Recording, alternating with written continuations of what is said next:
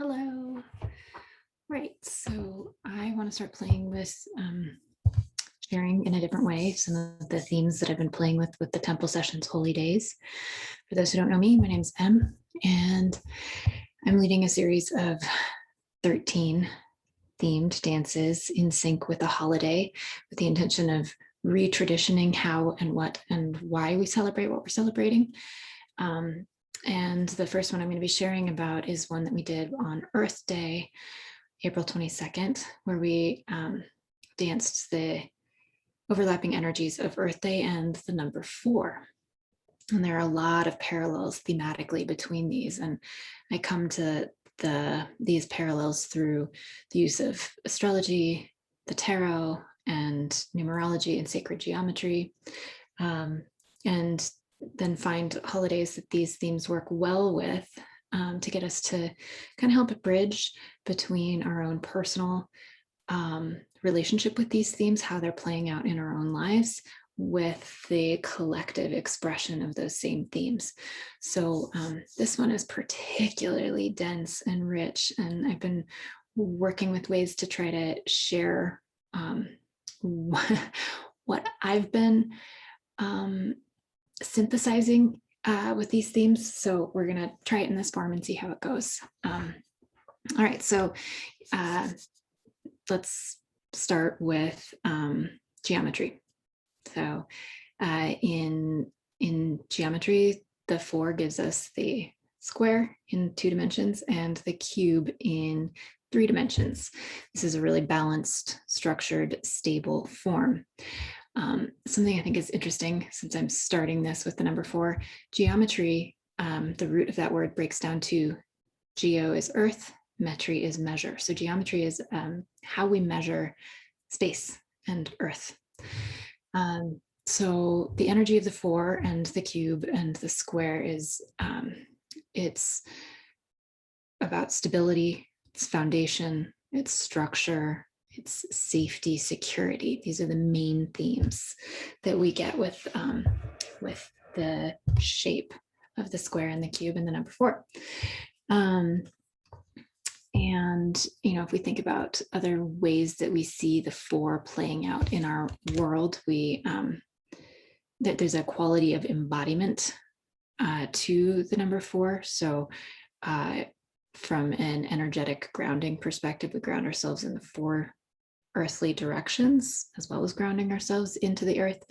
We can also ground ourselves into the elements, earth, air, water, fire. If you're a woman, you can ground yourself into the 4-part hormonal cycle that you are governed by, and access a whole wealth of power and vitality that is otherwise not available when you're not synced up with yourself in that way, and synced up with the cycles of the moon as well. So there's a lot of ways that 4 shows up kind of in the natural world as well, that we can use to be grounded in a human body on an earthly plane. So coming back to foundations, part of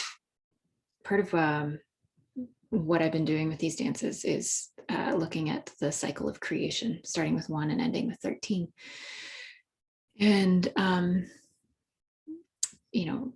4 is preceded by 3. It's a triangular shape. It's a moment of like declaring an intention and following your heart's pull towards something else. It's getting out of this duality and allowing for a 3rd higher order perspective to create a win-win-win that you're stepping into. So it takes a leap of faith and surrendering of your own attachment to polarities and dualities, which was what came from the 2 immediately before that. So from the 3, from the triangle, which is the first like platonic solid that can be created, I guess you've got your circle and sphere, and then the triangle and tetrahedron, but 4 brings us the square. And in the cycle of creation, once you've taken this leap into this unknown other world, the 4 brings up the issues of foundations. And going into this dance, I thought that this was like, okay, this is the place where you lay the foundations, lay the groundwork for what comes next, this bigger vision that you're being called into, this bigger hero's journey you're stepping into. But having witnessed the toll that these energies are taking in my life, the way that 4 energies are playing out in my life right now, it's actually more of an earth-shattering crumbling of foundations that are not secure and stable, that are not solid foundations from which to build this future that you're stepping into. So I have been saying in this that I am not an expert on this stuff. I am an explorer of it. So this is something that I would like to be in discussion with people with. So if you come up with like a different interpretation, I'd like to hear it. And my own experience has been, okay, foundations crumbling. So that's something to note. And I will add that the year 2020 was a 4 year. 2 plus 0 plus 2 plus 0 adds up to 4. That was definitely not a year of new foundations being established. It is a crumbling of old structures and ways of being in the world that are outmoded and outdated. And so I want to talk a little bit about like navigating the crumbling of old structures. I think what I spoke to just a bit ago about the being embodied in the earthly realm by grounding into the directions and earth below and whatnot is a way to find source and center and stability and safety and security within, so that when the external world is not it's not something that you feel anchored and rooted in, you can still access that within. And one of the main places to do that is within your heart center, which happens to also be the 4th chakra. So another layer of all of this weaving in. I'm going to be really honest and say that 4th chakra energies are ones that are a work in progress in my life in a big way. And I think that's true for most of us. But I've invited the community that I've been dancing with to play with one of my friends' work in the world. She's teaching heart-based meditation, which is comes from Paul Dougliss's work. And it's a form of effortless meditation that gets you into your heart center and listening to that space of pure consciousness within and connecting to that on a daily basis. The point of me saying this is that I've been watching the impact of this on my friend's Melody's life for many years now, and have been practicing this for myself for a year. And she has just recently crossed this threshold into really being able to lean into everything is for me, leaning into this, the real truth, like unwavering, unflappable sense of safety and security that the heart field emanates when you are fully living from that space, when you are unguarded and wide open, the knowingness that everything is for your good in the truest, highest level perspective of it. And so she's actually living into that in a way that I'm not right now. But, we're all in different phases of this journey together. My point being, I don't have a ton to say about the heart, but I know that this is an essential part of these themes. And the heart is the central place in your body where the like vertical realm and the horizontal realm meet and merge, is where these energies emanate from and return to. So it's essential. This is the energetic field of the heart is bigger than any other system in the body. And more to come on this in future years. If you have something to add to the theme of the heart, please bring it in. But I would add to that that I guess the heart can bring us, maybe segue us back into the connections to the earth, because there are ways that we can be nourished in following our hearts and living from our hearts that we can't from any other thing outside of ourselves. And similarly, earth is, I'm connecting these dots is frying my brain a little bit right now. So the thing I'm delighting in is the heart earth anagram, same letters, different order. There's something in that too that feels really lovely and elegant in this that I don't fully have dialed in.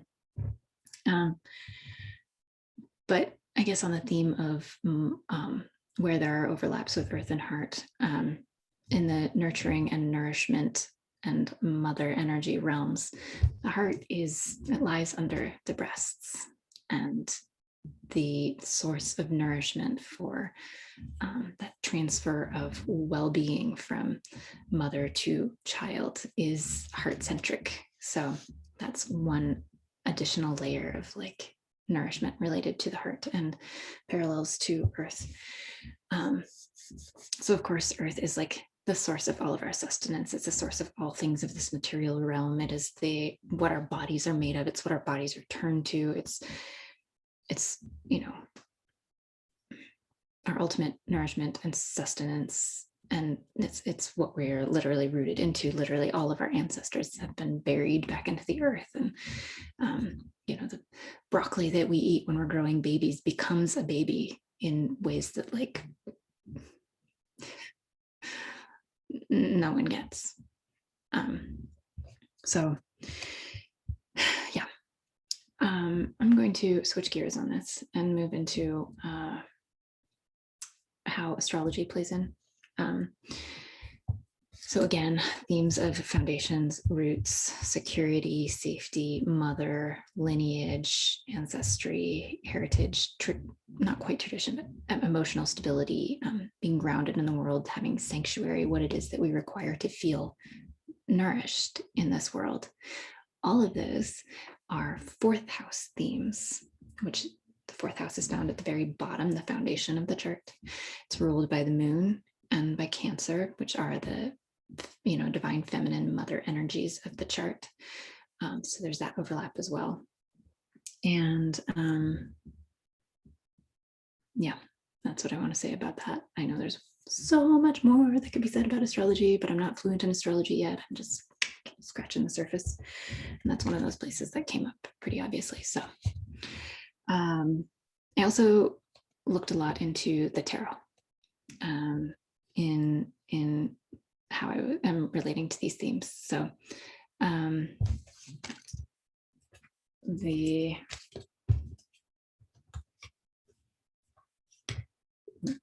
takeaway from the tarot is the fours are about how we resource ourselves and how we relate to the resources we have. So on the relating to the resources we have front, 4 brings up questions of physical security in the material realm. So this is literally the one card in the deck that actually brings up money as a topic. It's asking us how we circulate our resources. Are we clinging to them in stinginess and scarcity, or are we moving them, circulating it with generosity and trust? It's asking like, how much do we really actually need to survive? Yeah. Other versions of that same 4 of Pentacles energy. So clinging or circulating is a main question about how we're relating to safety and security in a material realm. On an emotional realm, the 4 brings us questions of abundance. Are we focused on what we have and being in gratitude with what we have, or are we focused on what we don't have? Are we perseverating on what's missing, and in doing so, missing the abundance that is forever within us? So again, it's like, are we tuned into scarcity, or are we tuned into abundance? 4 also brings us the energy of completion and celebration. So those foundations I was talking about, when we've set ourselves up, we've made some progress, we've moved forward. The 4 asks us to like slow down and tend to something that needs completion and celebrate it, acknowledge this thing that was brought into form that didn't exist before, because that's a big deal. And we can't overlook the importance of celebrating those micro milestones. And that's part of how we anchor more abundance to come going forward. And then 4 asks us also to be aware of our energetic and mental expenditure when it comes to, big output of energy. afterwards, we require rest and contemplation and reflection and a slowing down and a restoring of our energy, a contraction and letting something, the energetic frequency stabilize within us. It's a like micro integration, so that we don't burn ourselves out. So you can get that there's this like push-pull energy with the 4, finding balance within these like opposites here of stagnancy versus circulation. So those are a lot of the ways that I've been playing with the energies of 4. Also, I just find this interesting. I geek out on stuff like this. The fact that the 4 and the number sign share the same key on a keyboard.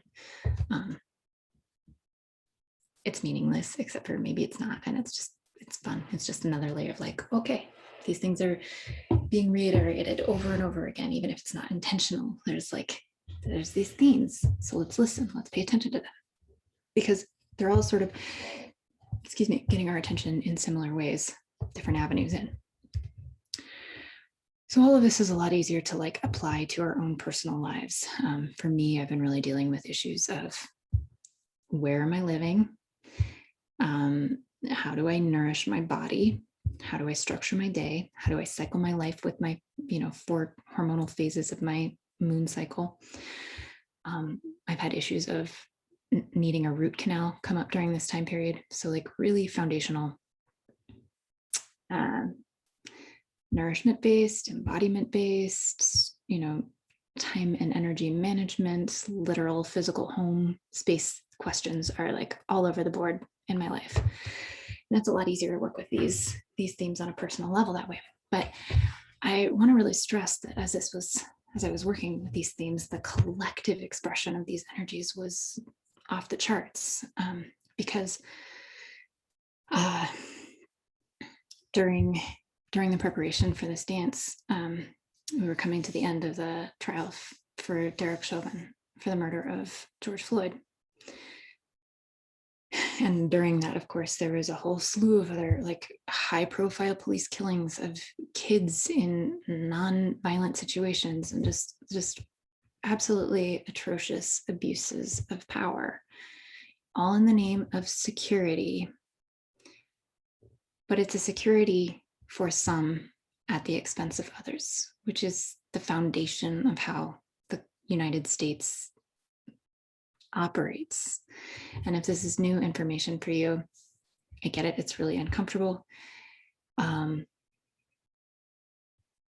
And my goal with this is not to invoke shame and guilt and judgment, but instead to invite us into a level of inquiry and a level of questioning the assumptions that we hold, the mental foundation of how we relate to our world, so that we can open ourselves to alternative possibilities for our future and becomes agents of collective solutions that couldn't come through any single individual. That's why I ground these themes in movement, because that is what movement and ceremony and community and play, because those are like key factors for amplifying new potentialities. So yeah, it's really easy to think of the crises of our time, the racial injustice issues that are being revealed. They've always been there. It's not been on the radar for a lot of white America. For me personally, it's kind of the systemic nature of the caste system in the US is fresh in my understanding. And yet I recognized immediately when that language entered my vocabulary, I recognized a like sense of relief of being able to finally like put words to what I've been struggling with internally with the culture that I come from. There's a name for it. And it's really relieving because I can do something with that now. And so that's what I'm inviting us into, is to work with these themes in a way that like, I'm not prescribing a certain way of being in relationship to social justice movements. Like, I'm not saying that you need to be out there protesting. I'm not saying anything about your silence or speaking up. I'm inviting us to get out of ways of being that we've internalized as part of the culture, the weird culture. White supremacy could also be called weird culture. I prefer that. Turns out there is one population of people who defy all norms for humanity across time and across cultures. And the developer of this, Joseph Henrich, I think, came up with the acronym for it as weird: Western, educated, industrialized, rich, and democratic. So it doesn't matter what your skin color is necessarily. Any people of any skin color can have internalized this cultural inheritance without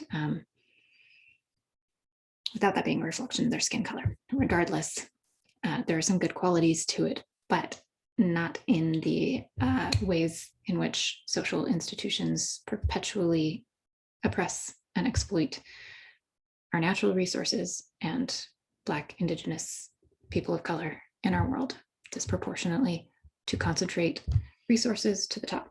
So the economic system that we have is based entirely on free labor, free resources from the earth, profiting a few people at the top, specifically people who tend to have white skin. And we're recognizing the extreme costs of that and the extreme insecurity that comes from putting people in situations, the masses of people in situations of poverty and desperation, and protecting the wealth and well-being of the few, although there's nothing well or wealthy. Even if you have a huge concentration of money, you're missing out on so much of what it is to be human.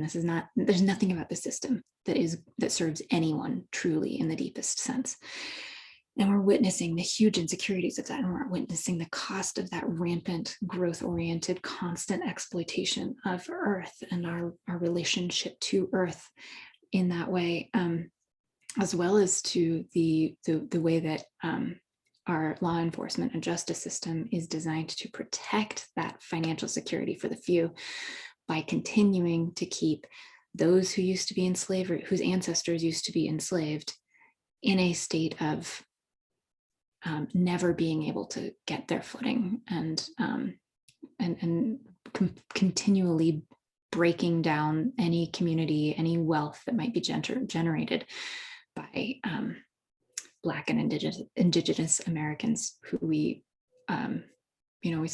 stole this land from and exploited the labors of. So this is a really sick and twisted culture that we've inherited, and it's costing us all greatly.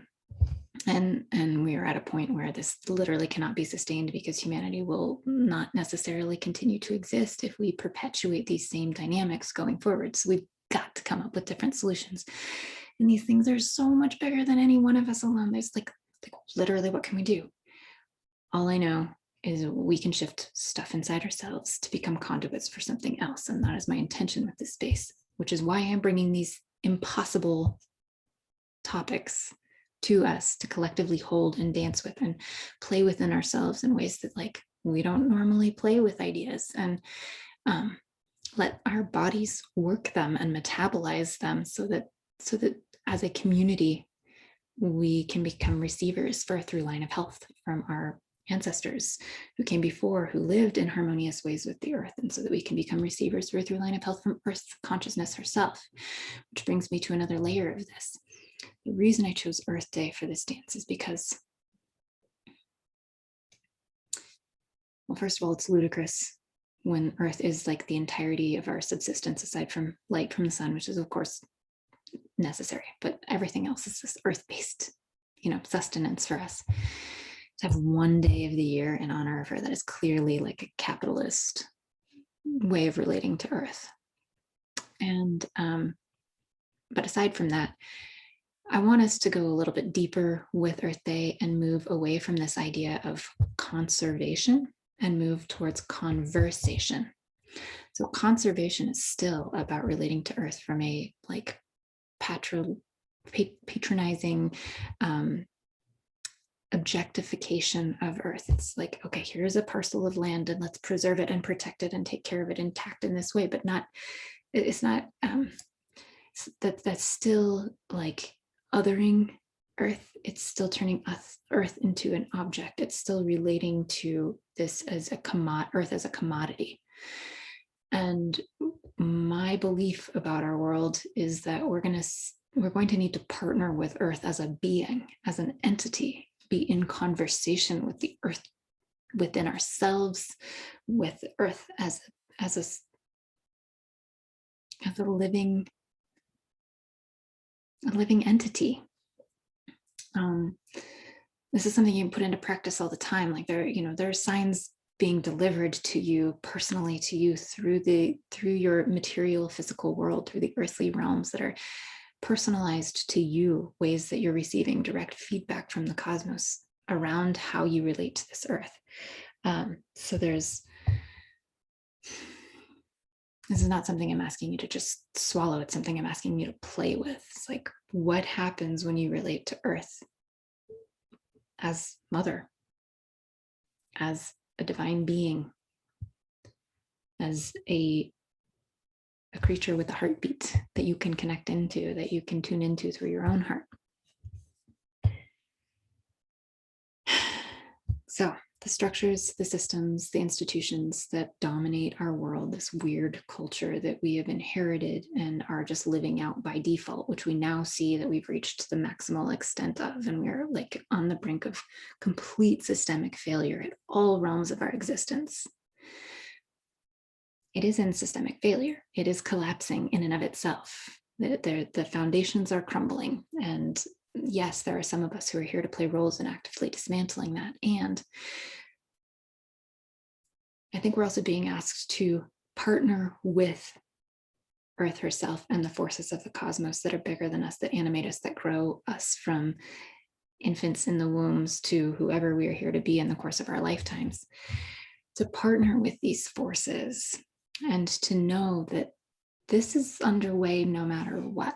These systems have outlived their time. These times were prophesied from so many different angles in times past. Like, we've known to anticipate systemic collapse right now, and end of times, and end of world, and apocalyptic times, because we're in a time of like multiple nested cycles of varying length coming to completion at the very same time. And so there's this like heavy emphasis on death and rebirth.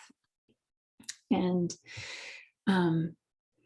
so the question is, what is it to, how are each of us individually asked to be in integrity with this process of undoing, and to allow and welcome this undoing within our own lives as conduits of this greater movement towards a new way of being in the world? This is deeply unsettling. It's not easy stuff. I'm just holding like these bigger questions. Well, where I'm going with this is that it can be really unsettling if we are disconnected from those broader forces of benevolent, unconditionally loving support. And when we are disconnected from our own hearts and from Earth herself, it is a very destabilizing, very scary time when the Earth is, the Earth, the reality we've known is crumbling beneath us. But I also think that there are clues hidden in plain sight for us as a reminder that there is a greater orchestration taking place.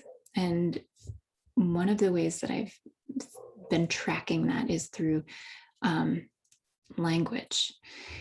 So I was really struck when coronavirus hit at the name coronavirus. This was before, in the few weeks before we landed on COVID-19.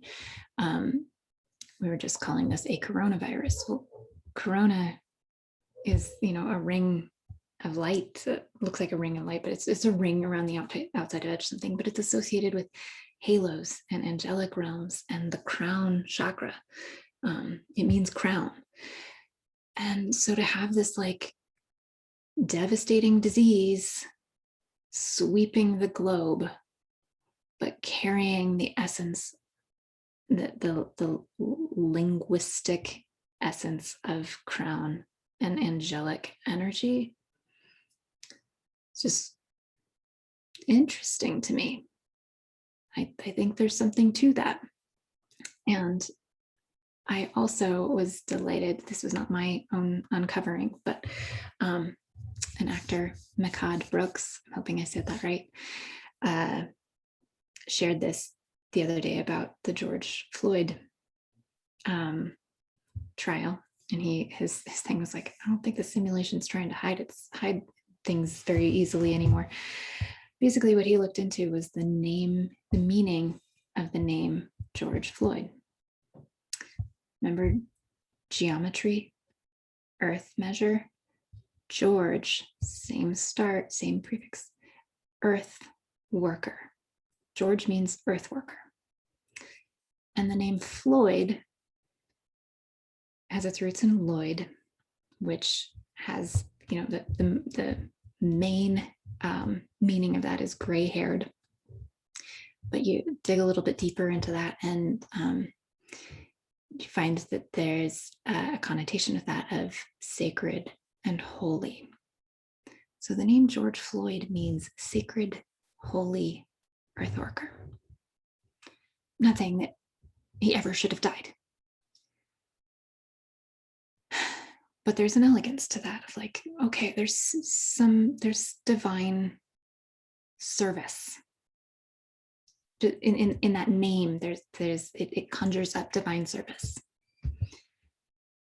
So I took that one step further and I looked into the name Derek Chauvin. So Derek means people ruler. People ruler. And Chauvin actually means bald, which I think is interesting, gray-haired and bald, but another layer deeper of Chauvin. Chauvin is the root of chauvinist, which is defined as somebody who is like exaggeratedly, excessively, and aggressively patriotic, misogynistic, or like rooted in their own self-serving belief. So this literally an aggressively patriotic people ruler murdered a sacred, holy earth worker, catalyzing a revolution in how the people of the United States are coming into reconciliation with our own really deeply tragic and traumatic history, all in the name of living into the ideals that this country stands for, which are glorious and which are bringing people all over the world have flocked to the United States for generations, for the entirety of its existence, because what is promised here, and not delivered on yet, but what is promised here is something unlike what is experienced anywhere else on the earth. And it is captivating. People want to live lives of happiness, liberty, the ability to become who you are here to be. But that is not what this country is actually based on. One more layer of names.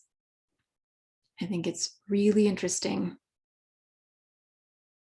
A lot of people just call us America, which is a disservice to all the rest of the people who live in North America, Central America, and South America. So I've been leaning a little bit more into the United States because I love also that name and the symbolism of that. United States, not just like I live in the state of Colorado and came from the state of Oregon, but on a broader sense, states of being, states of consciousness. When we can bring those into a harmonic unity as a people, I think we have a capacity to seed elsewhere in the planet and the galaxies a way of being that is hungered for by life herself. But it's not going to happen from these, it's not going to happen with the systems that we have in place. And these systems are collapsing, and we are here to be midwives of that birth, rebirth cycle in whatever ways are true in each and every one of us to show up for that. And so I'm inviting people to dance with me in service of these themes, in service of letting all of this like mental, there's a lot going on here. It's taken me like weeks to be able to get this out. And it's taken me, what, 45 minutes to do it? My point being, this is not stuff we can solve with our minds alone. This is not stuff that one person alone is going to solve. This is stuff that as a collective species, we're going to have to become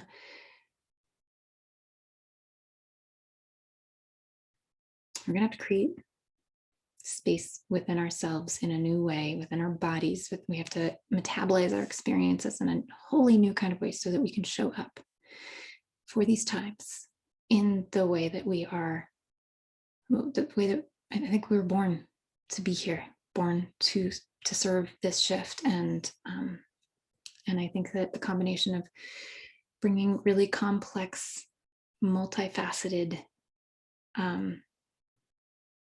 painful topics to our awareness and to bringing them into a sacred container in community, in a space of play and curiosity and of movement of our body, that this is a way that we can start to metabolize these subjects in our lives personally and then in service of the collective in completely new and fresh and health, life-giving ways. So I think that's all I really want to speak to today.